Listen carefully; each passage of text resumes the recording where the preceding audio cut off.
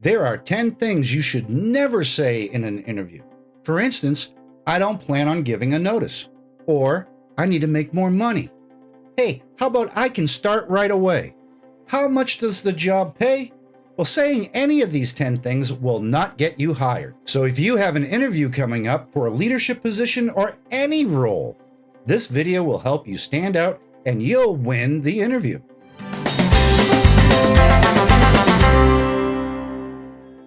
And just very quickly, if you're new to the channel, please make sure you hit that subscribe button. It's free because thousands of you are already learning the secrets of leadership every day. And unless you're subscribed, I can't help you. Oh, and when you hit that thumbs up, hey, that helps send this video out to more people that I can help. I've been doing interviews for over 35 years, and I've come up with the 10 most common things you should never say in an interview. If you say these things, well, kiss your chances goodbye. Did you ever regret something that you said in an interview? Well, do me a favor, put it in the comments below so we can all learn from you. All right, here we go. 10 things that are killing your interview and you should never say. Never say anything negative about your current or former employer or your coworkers. You see, this is usually a response to the question of, why do you want to make a change? Or, why are you leaving your current employment? Whatever you do, you never want to speak negatively about your former employer, your coworkers, or your boss, because I'd be suspicious about your attitude and the fact that you might not fit on our team. See, in my experience, many of the people who badmouth their previous employers, well, comes to find out they were the problem to begin with in the first place. So never say you want the interviewer's job when answering where you see yourself in 5 years. Instead, say 5 years from now, I still want to be working for the company and demonstrating my worth. I hope to gain a position, more responsibility, and get promoted. You can also say that you plan to learn as much as you can in your area of expertise and help train future employees. Never use unprofessional language, do not swear, and don't use slang terms. You know, using unprofessional language or slang terms during an interview, hey, that's just bad. I mean, stuff like OMG or F this or the S word, any of that. Watch your vocabulary. Hey, this next one is one of the pet peeves of mine. Don't ever say you don't plan on giving notice to your current employer. If I'm interviewing and you say this, I will end that interview very quickly. Don't ever say you don't have to give notice.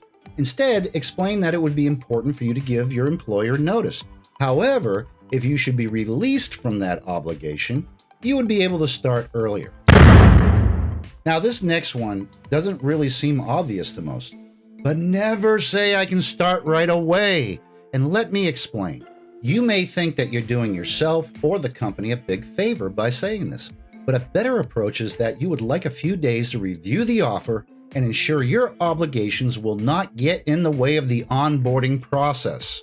So a word of advice here is that if you accept the offer, you will be able to start in a matter of days, as long as it doesn't interfere with you giving notice. Here's a tricky one. Never say I need to make more money. When this is said, I immediately think you're only here for a paycheck and you're not looking for a career.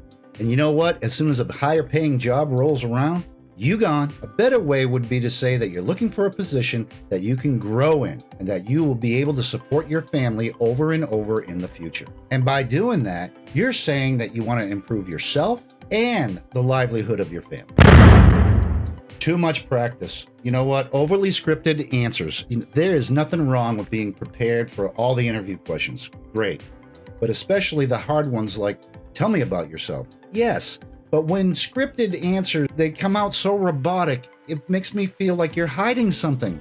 And I'm going to dig into those rehearsed answers and try to find out what exactly are you hiding. So the better approach is to make little crib notes or bullet points that you can elaborate on freely. If you want to learn more about how to prepare for an interview, I put a link. Oh, I think it's on this side, over here. But go ahead and click that. That's an interview. That's going to take you to how to prepare for an interview. And with no pun intended, here comes the million-dollar question. How much does the job pay? This can kill your interview.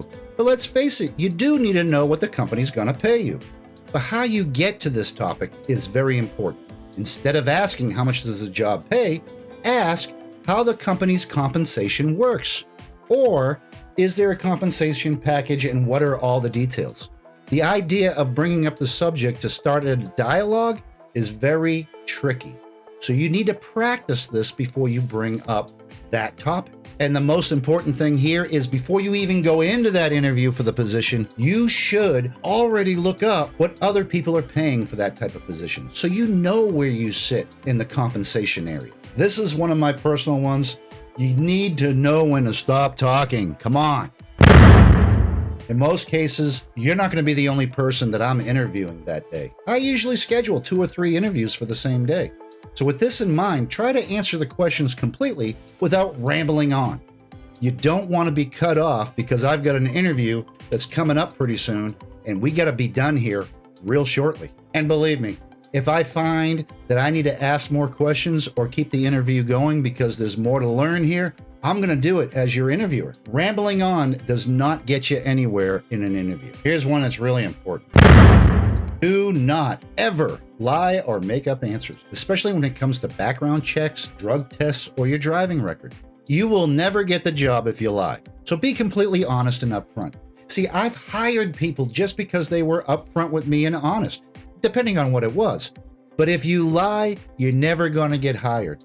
So remember, your biggest chance is with being honest. Okay, I just want to thank you for being here and going through this video with me, but here's your bonus. Never say you don't have any questions at the end of the interview. When you're interviewing for a leadership position, the chance to ask questions is at the end. When an applicant say they don't have any questions, it can be quite puzzling. So this is your opportunity to evaluate whether the company is right for you. And if you have any other questions, this is the time to clarify anything that wasn't covered. And to learn more about flipping an interview into your favor, well, hey, this video is for you. I'm John with Pathway to Leadership, and I'll see you next time.